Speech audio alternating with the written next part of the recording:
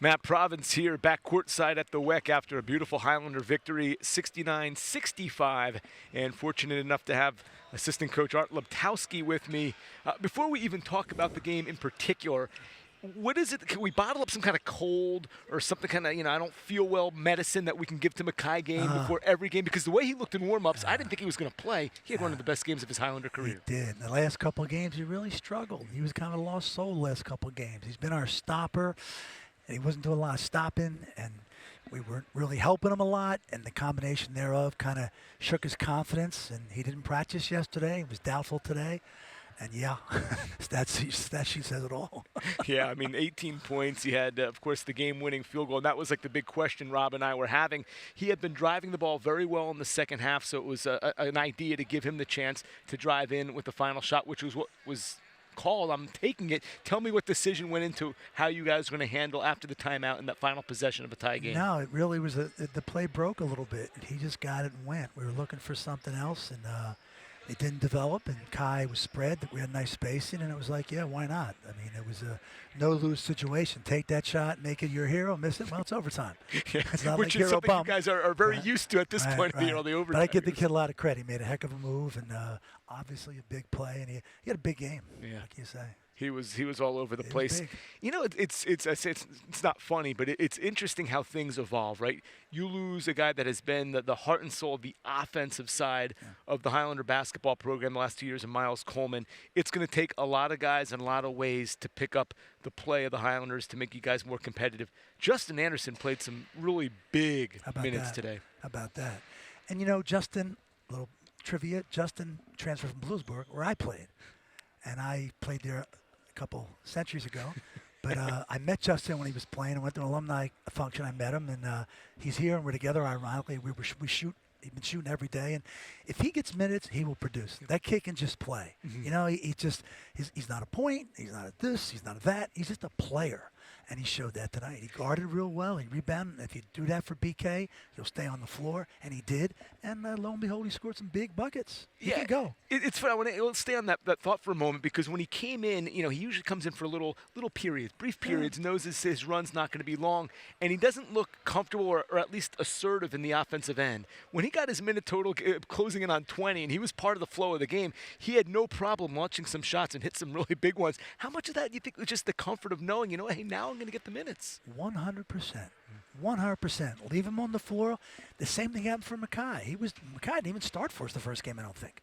And he found his niche out in California, guarding a guy. He made that his calling card, and he kept him on the floor, and he can score some points. He can make a shot, get to the rim. Justin can really score. Justin can score better than Mekhi, just pure score.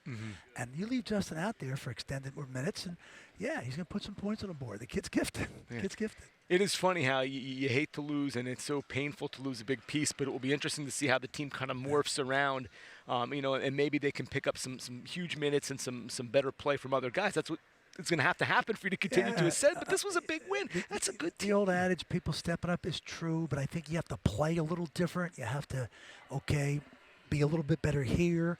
You got to pick up the slack in terms of what you're running and how you execute it. Defensively, we've got to be better defensively. So, you got to just fill in the gaps where you can and get better in different ways, because you're not replacing his points by any one person.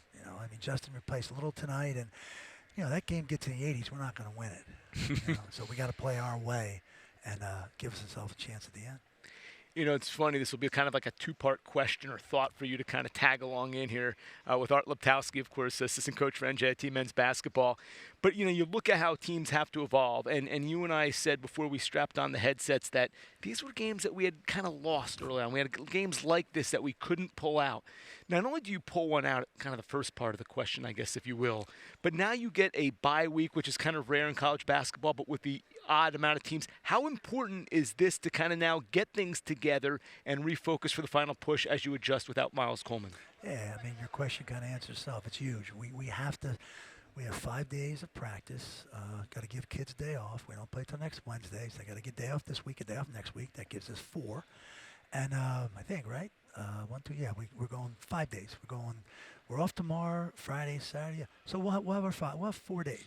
4 days. And that's what we need to just clean stuff up. You know, I thought we were bad in transition tonight. We gave up early. Especially early in the second half, yeah. We were bad in transition. That's been a problem all year long. I thought we did a great job getting over screens. I don't think we rotate real well and finish the defensive play.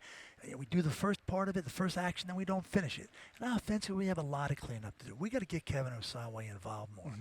And he's a really lethal scorer, but we got to figure out ways to get him the ball when he's comfortable within a flow. He's not a one-on-one guy like Miles, but he's a guy that can score if you get him the ball and the team is moving. So we have some definite things to clean up, and thank goodness we have a week to do it. Yeah, and a week coming off a win. Everything's the food tastes better, the wine. Not as much to clean. Doesn't feel as dirty. It feels a little cleaner, but trust me, we got stuff to clean up. Yeah, well, you got work to do. 3 and 4, but when you beat a team like UMBC, it's an example to these guys what you are capable of if we play the way we can play, and you're going to get better. So our way. You got to dictate the pace of the game, dictate the style of the game, make them play your way, and you got a chance. You play their way, they're probably going to win. Well, that was a lot of fun to see you guys play your way, because I was able to call that Mekhi Gray game-winning shot and feel pretty good about Adam Hess making a couple free throws. I'll bet. That was a nice way to close it out. All right, that is Art Luptowski. I'm Matt Provence. The Highlanders win 69-65, big win over UMBC, and we thank you for watching this production of the Highlander Sports Network. Thank you.